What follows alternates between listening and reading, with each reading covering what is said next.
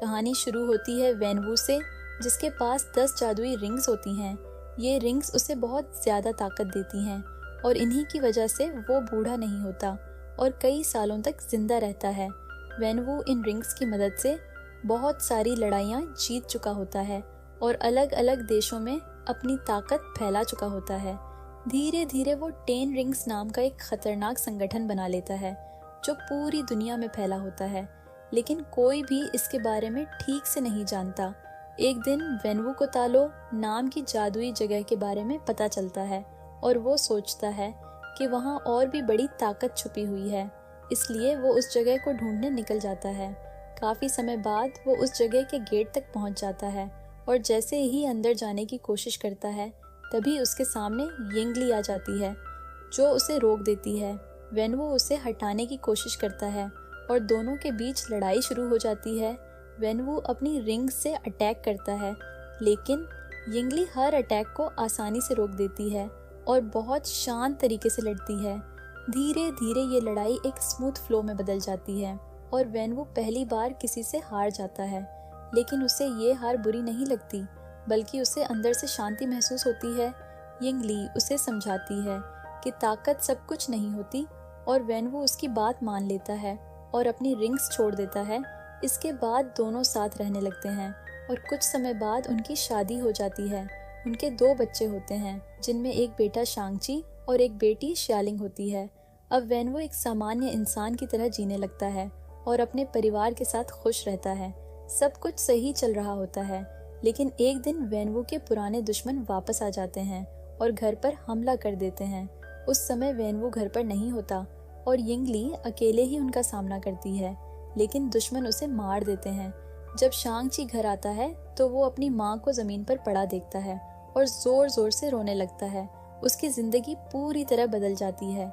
जब वेनवू वापस आता है और ये सब देखता है तो वो गुस्से से भर जाता है और फिर से अपनी रिंग्स पहन लेता है और अपने दुश्मनों को खत्म करने निकल जाता है।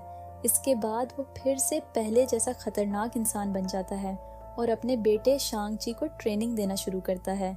शांगची अभी छोटा होता है, लेकिन उसके साथ बहुत सख्ती की जाती है। उसे हर दिन लड़ना सिखाया जाता है और दर्द सहना सिखाया जाता है और ये भी सिखाया जाता है कि इमोशंस कमजोरी होते हैं। धीरे धीरे शांगची एक अच्छा फाइटर बन जाता है, लेकिन अंदर से वो ये सब नहीं करना चाहता।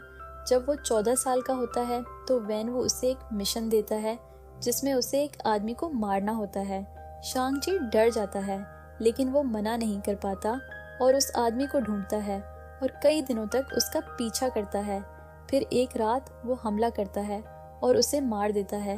इसके बाद उसे बहुत बुरा लगता है और उसे खुद से नफरत होने लगती है, इसीलिए वो वहाँ से भाग जाता है और अपनी पुरानी जिंदगी छोड़ देता है और अपना नाम बदल लेता है।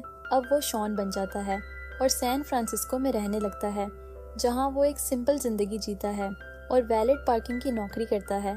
उसकी एक दोस्त होती है केटी, जो बहुत मजाकिया होती है और दोनों साथ में काम करते हैं और जिंदगी को हल्के में लेते हैं। लेकिन शांगची के अंदर उसका पास्ट अभी भी जिंदा होता है और वो उससे भागने की कोशिश करता है, लेकिन उसे नहीं पता होता कि बहुत जल्द उसका पास्ट उसके सामने आने वाला है। अब शांगची अपनी नॉर्मल जिंदगी जी रहा होता है, लेकिन एक दिन सुबह वो और कैटी बस में काम पर जा रहे होते हैं और सब कुछ नॉर्मल लग रहा होता है। तभी अचानक कुछ अजीब लोग बस में चढ़ते हैं और सीधा शांगची की तरफ बढ़ते हैं। कैटी को कुछ गड़बड़ लगती है, लेकिन शांगची उसे शांत रहने के लिए कहता है। तभी उन लोगों में से एक आदमी शांगची के सामने खड़ा हो जाता है और उससे उसका पेंडेंट मांगता है। शांगची मना कर देता है और कहता है कि वो उसे नहीं देगा। तभी अचानक वो लोग उस पर हमला कर देते हैं और बस के अंदर ही फाइट शुरू हो जाती है। शांगची पहले तो बचने की कोशिश करता है, लेकिन जब बात ज़्यादा बढ़ जाती है तो वो अपना असली स्किल दिखाना शुरू करता है। वो तेज़ी से मूव्स करता है और एक के बाद एक अटैकर्स को गिराने लगता है। पूरी बस में केओस फैल जाता है और लोग डर जाते हैं। केटी भी घबरा जाती है, लेकिन शांगची उसे सेफ रहने के लिए कहता है। तभी एक अटैकर बस के ड्राइवर पर हमला कर देता है और ड्राइवर कंट्रोल खो देता है। बस तेजी से सड़क पर दौड़ने लगती है और सबकी जान खतरे में पड़ जाती है।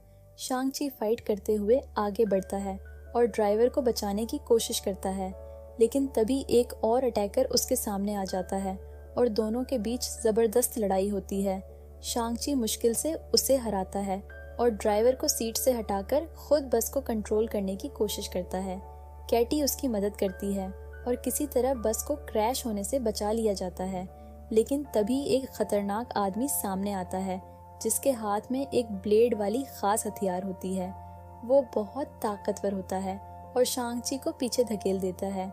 दोनों के बीच जोरदार फाइट होती है और इस बार शांग-ची को काफी स्ट्रगल करना पड़ता है। आखिर में वो आदमी शांग-ची का पेंडेंट छीन लेता है और खिड़की तोड़कर भाग जाता है। शांग-ची उसे रोक नहीं पाता और बस के अंदर सब कुछ शांत हो जाता है। कैटी शॉक्ड होती है और शांग-ची से पूछती है कि ये सब क्या था। तब शांग-ची उसे सच बताता है कि वो कोई नॉर्मल इंसान नहीं है और उसका पास्ट बहुत खतरनाक है। वो बताता है कि उसका असली नाम शॉन नहीं बल्कि शांग-ची है और उसके पिता एक डेंजरस क्राइम लॉर्ड हैं, कैटी। ये सब सुनकर हैरान हो जाती है। शांग-ची उसे बताता है कि जिन लोगों ने हमला किया था वो उसके पिता के आदमी थे और वो पेंडेंट के पीछे आए थे। फिर उसे याद आता है कि उसकी बहन शालिंग के पास भी एक ऐसा ही पेंडेंट है।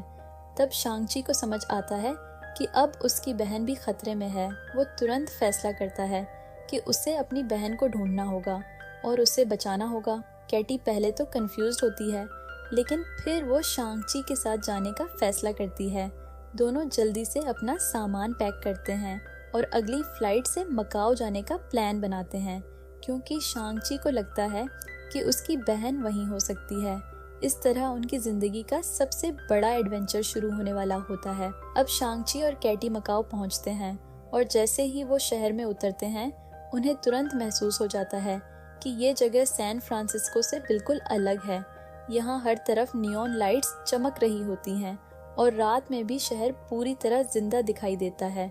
शांग-ची थोड़ा सीरियस हो जाता है क्योंकि उसे अपने पास्ट की यादें आने लगती हैं, जबकि कैटी अभी भी इस पूरी सिचुएशन को एक एडवेंचर की तरह ले रही होती है। वो मजाक करती है, लेकिन शांग-ची के चेहरे पर टेंशन साफ दिखाई देता है। वो जानता है कि वो अपनी बहन के करीब पहुंच चुका है, लेकिन साथ ही खतरा भी बढ़ चुका है। दोनों उस एड्रेस को ढूंढते हैं जो शांग-ची को पोस्ट कार्ड में मिला था और धीरे धीरे चलते हुए वो एक बड़ी और मिस्टीरियस बिल्डिंग के सामने पहुंच जाते हैं। बाहर से ये बिल्डिंग एक नॉर्मल कमर्शियल प्लेस लगती है, लेकिन अंदर जाने पर उन्हें कुछ अलग फील होता है। सिक्योरिटी बहुत टाइट होती है और एंट्री इतनी आसान नहीं होती, लेकिन किसी तरह वो अंदर घुस जाते हैं और जैसे ही अंदर जाते हैं उन्हें जोर जोर से चीरिंग और शाउटिंग की आवाज़ें सुनाई देती हैं। केटी इधर उधर देखती है और शॉक्ड हो जाती है क्योंकि अंदर एक इलीगल फाइट क्लब चल रहा होता है जहां लोग पैसे लगाकर फाइट्स देख रहे होते हैं। ऊपर बैल्कनीज पर रिच लोग खड़े होते हैं और नीचे रिंग में फाइटर्स एक दूसरे से लड़ रहे होते हैं। हर फाइट ब्रूटल होती है और क्राउड हर पंच पर रिएक्ट करता है। शांग-ची इस माहौल को देखकर तुरंत समझ जाता है कि ये जगह डेंजरस है। तभी एक फाइट शुरू होती है जिसमें दो बहुत पावरफुल फाइटर्स आमने सामने होते हैं और क्राउड और भी ज्यादा एक्साइटेड हो जाता है। शांग-ची ध्यान से देखता है और अचानक उसकी नज़र एक फाइटर पर टिक जाती है। उसका चेहरा बदल जाता है क्योंकि वो पहचान लेता है कि वो उसकी बहन शालिंग है। शालिंग पूरी कॉन्फिडेंस के साथ फाइट कर रही होती है और उसकी फाइटिंग स्टाइल बहुत एग्रेसिव और कंट्रोल्ड होती है। वो अपने ओपोनेंट को आसानी से डोमिनेट कर देती है और आखिर में उसे हरा देती है। क्राउड जोर जोर से चिल्लाने लगता है और उसे विनर घोषित किया जाता है। केटी हैरान होकर शांग-ची की तरफ देखती है और पूछती है कि क्या ये वही है जिसके बारे में वो बात कर रहा था। शांग-ची धीरे से हाँ में जवाब देता है और उसकी आंखों में मिक्स इमोशंस होते हैं। उसे खुशी भी होती है लेकिन गिल्ट भी महसूस होता है क्योंकि उसने अपनी बहन को अकेला छोड़ दिया था। फाइट खत्म होने के बाद शांग-ची शालिंग के पास जाने की कोशिश करता है, लेकिन गार्ड्स उसे रोक लेते हैं। कुछ देर बाद शालिंग खुद उसके सामने आती है और उसे देखकर उसकी रिएक्शन बिल्कुल ठंडी होती है। वो खुश नहीं होती बल्कि उसके चेहरे पर गुस्सा साफ दिखाई देता है। शालिंग उसे ताना मारती है कि उसे अब याद आई अपनी फैमिली की। शांग-ची उसे समझाने की कोशिश करता है, लेकिन सियालिंग उसकी कोई बात नहीं सुनती। वो कहती है कि जब उसे उसकी ज़रूरत थी तब वो उसे छोड़कर चला गया था और अब अचानक वापस आ गया है। कैटी सिचुएशन को समझने की कोशिश करती है, लेकिन दोनों भाई बहन के बीच का टेंशन साफ दिखाई देता है। शांग ची कहता है कि वो उसे बचाने आया है क्योंकि 10 रिंग्स उसके पीछे हैं, लेकिन शयालिंग हंसती है और कहती है कि उसे किसी की मदद की ज़रूरत नहीं है। तभी अचानक माहौल बदल जाता है क्योंकि 10 रिंग्स के कुछ लोग वहाँ पहुँच जाते हैं और पूरे फाइट क्लब में केओस शुरू हो जाता है। लोग इधर उधर भागने लगते हैं और गार्ड्स अलर्ट हो जाते हैं। शांग-ची तुरंत समझ जाता है कि अब फाइट अनअवॉइडेबल है। अटैकर्स सीधे शांग-ची और सियालिंग की तरफ बढ़ते हैं और दोनों बिना टाइम वेस्ट किए फाइट में कूद पड़ते हैं। शांग-ची अपनी स्पीड और स्किल्स दिखाता है और एक के बाद एक अटैकर्स को गिराने लगता है। सियालिंग भी उतनी ही डेंजरस होती है और दोनों की फाइटिंग स्टाइल्स अलग होने के बावजूद परफेक्टली सिंक होती हैं। केटी भी पीछे नहीं रहती और जो भी मिल सकता है उससे अटैकर्स को रोकने की कोशिश करती है। फाइट क्लब का पूरा एरिया बैटलफील्ड बन जाता है और हर तरफ लड़ाई चल रही होती है, लेकिन अटैकर्स की संख्या ज़्यादा होती है और धीरे धीरे सिचुएशन उनके खिलाफ जाने लगती है। शांग-ची और सियालिंग पूरी कोशिश करते हैं, लेकिन आखिर में उन्हें ओवरपावर कर दिया जाता है। उन्हें पकड़ लिया जाता है और बांध दिया जाता है। कैटी भी उनके साथ पकड़ी जाती है और तीनों को एक हेलीकॉप्टर में बैठाकर कहीं ले जाया जाता है। शांग-ची समझ जाता है कि उन्हें उनके पिता वैनवू के पास ले जाया जा रहा है और उसके चेहरे पर टेंशन और बढ़ जाती है क्योंकि वो जानता है कि आगे क्या होने वाला है। हेलीकॉप्टर के अंदर साइलेंस होता है, लेकिन उस साइलेंस में डर साफ महसूस होता है। कैटी पहली बार सच में डर जाती है क्योंकि अब सिचुएशन उसके कंट्रोल से बाहर जा चुकी होती है। कुछ समय बाद हेलीकॉप्टर एक बड़े और हिडन बेस पर उतरता है जो 10 रिंग्स का हेडक्वार्टर्स होता है। वहाँ हर तरफ गार्ड्स होते हैं और सिक्योरिटी बहुत टाइट होती है। तीनों को अंदर ले जाया जाता है और एक बड़े हॉल में लाया जाता है जहाँ वेनवू उनका इंतज़ार कर रहा होता है। वेनवू उन्हें देखकर मुस्कुराता है, लेकिन उसकी मुस्कान में वॉर्मथ नहीं बल्कि कंट्रोल दिखाई देता है। वो शांग-ची के पास आता है और उसे ध्यान से देखता है जैसे वो उसे जज कर रहा हो। शांग-ची भी उसे देखता है, लेकिन उसके अंदर एंगर और कन्फ्यूजन दोनों होते हैं। वेनवू कामली बात करता है और कहता है कि आखिरकार उसका बेटा वापस आ गया। येलिंग उसे घूरती है और क्लियरली दिखाती है कि उससे कोई लगाव नहीं है। वेनवू फिर उन्हें एक शॉकिंग बात बताता है कि उनकी माँ जिंदा है और तालो में कैद है। शांग-ची ये सुनकर चौंक जाता है और तुरंत कहता है कि ये पॉसिबल नहीं है, लेकिन वेनवू पूरी तरह कन्विंस्ड होता है और कहता है कि वो उसकी आवाज़ सुन रहा है। वो कहता है कि वो उसे बुला रही है और उसे बचाना है।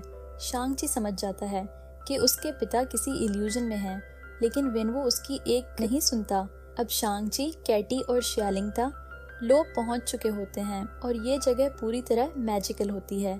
चारों तरफ अजीब तरह के पेड़ पौधे होते हैं जो नॉर्मल दुनिया से बिल्कुल अलग दिखते हैं और वहाँ के क्रीचर्स भी अनयूजुअल होते हैं। कुछ जानवर ऐसे होते हैं जो आधे किसी और स्पीसीज के लगते हैं और आधे किसी और के।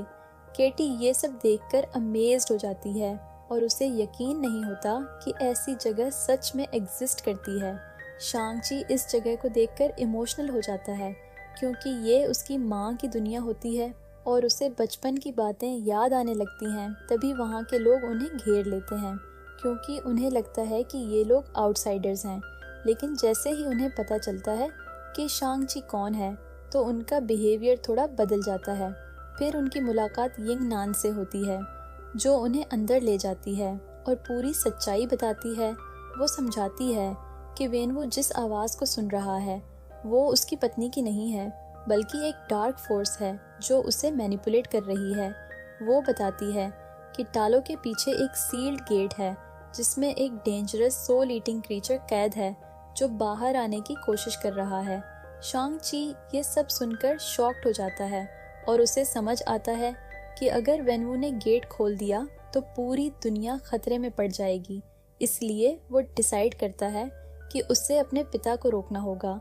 इसके बाद तालो के लोग उन्हें ट्रेनिंग देना शुरू करते हैं और शांग-ची को उसकी माँ की फाइटिंग स्टाइल सिखाई जाती है जो बैलेंस और कंट्रोल पर बेस्ड होती है। धीरे धीरे शांग-ची अपने अंदर एक नई एनर्जी फील करता है और उससे समझ आता है कि असली ताकत सिर्फ एग्रेशन में नहीं बल्कि कंट्रोल में होती है। केटी भी पीछे नहीं रहती और वो आर्चरी सीखना शुरू करती है। शुरुआत में उसे डिफ़िकल्टी होती है लेकिन धीरे धीरे वो इम्प्रूव करने लगती है और उसका कॉन्फिडेंस बढ़ने लगता है। शेलिंग भी अपनी स्किल्स को और शार्पन करती है और तीनों मेंटली प्रिपेयर होते हैं क्योंकि उन्हें पता होता है कि वेनवू किसी भी समय अटैक कर सकता है। कुछ समय बाद वेनवू अपनी पूरी आर्मी के साथ तालो के गेट तक पहुंच जाता है और अटैक शुरू कर देता है। दोनों साइड्स के बीच एक मैसिव बैटल शुरू हो जाती है।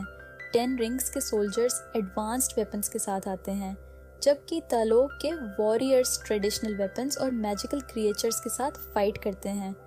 बैटलफील्ड पूरी तरह केओस में बदल जाता है और हर तरफ लड़ाई चल रही होती है। शांग-ची भी फाइट में कूद पड़ता है और अपने स्किल्स का पूरा इस्तेमाल करता है। शेलिंग भी उसके साथ फाइट करती है और दोनों मिलकर कई एनिमीज को हराते हैं।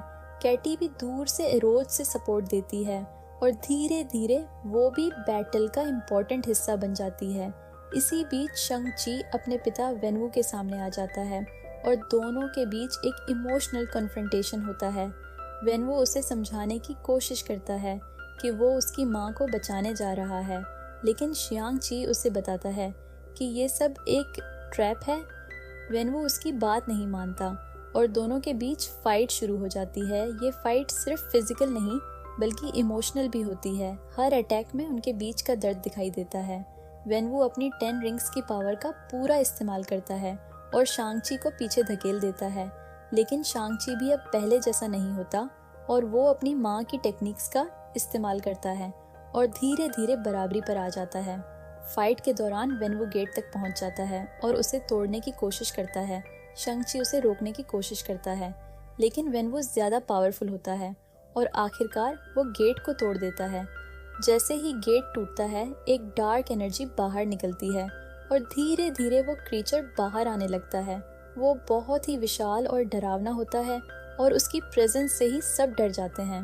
अब वेनवू को भी रियलाइज होता है कि उसने गलती कर दी है लेकिन तब तक बहुत देर हो चुकी होती है। क्रीचर बाहर आकर लोगों की सोल्स खींचने लगता है और बैटलफील्ड और भी डेंजरस बन जाता है। अब शांग-ची डिसाइड करता है कि उसे इस क्रीचर को रोकना ही होगा। वो पूरी फोकस के साथ फाइट करता है और धीरे धीरे 10 रिंग्स की पावर को कंट्रोल करने लगता है। पहली बार वो उन रिंग्स का सही इस्तेमाल करता है। इसी दौरान क्रीचर वेनवू पर अटैक करता है और उसकी सोल को खींचने लगता है। शांग-ची उसे बचाने की कोशिश करता है लेकिन वेनवू समझ जाता है कि अब उसका अंत करीब है। मरने से पहले वेनवू अपने बेटे को 10 रिंग्स दे देता है और उसे सही रास्ता चुनने के लिए कहता है। ये मोमेंट बहुत इमोशनल होता है और शांग-ची के अंदर गिल्ट और पेन दोनों होते हैं। अब शांग-ची पूरी ताकत के साथ उस क्रिएचर का सामना करता है। कैटी एक परफेक्ट एरो शॉट मारती है जिससे क्रिएचर डिस्ट्रैक्ट हो जाता है और शांग-ची को मौका मिल जाता है। शांग-ची अपनी पूरी एनर्जी से अटैक करता है और आखिरकार उस क्रीचर को खत्म कर देता है। धीरे धीरे बैटलफील्ड शांत हो जाता है और खतरा खत्म हो जाता है। बैटल के बाद सब कुछ नॉर्मल होने लगता है और तालो के लोग सेलिब्रेट करते हैं कि वो बच गए। शांग-ची, केटी और शेलिंग कुछ समय वहाँ बिताते हैं और फिर वापस अपनी दुनिया में लौट जाते हैं। अब शांग-ची पूरी तरह बदल चुका होता है और वो अपनी नई आइडेंटिटी को एक्सेप्ट कर लेता है। कैटी भी उसके साथ रहती है और दोनों अपनी ज़िंदगी को नए तरीके से जीने लगते हैं। दूसरी तरफ शेलिंग 10 रिंग्स और ऑर्गेनाइजेशन को अपने तरीके से संभालने लगती है और कहानी एक नए फ्यूचर की हिंट के साथ खत्म होती है।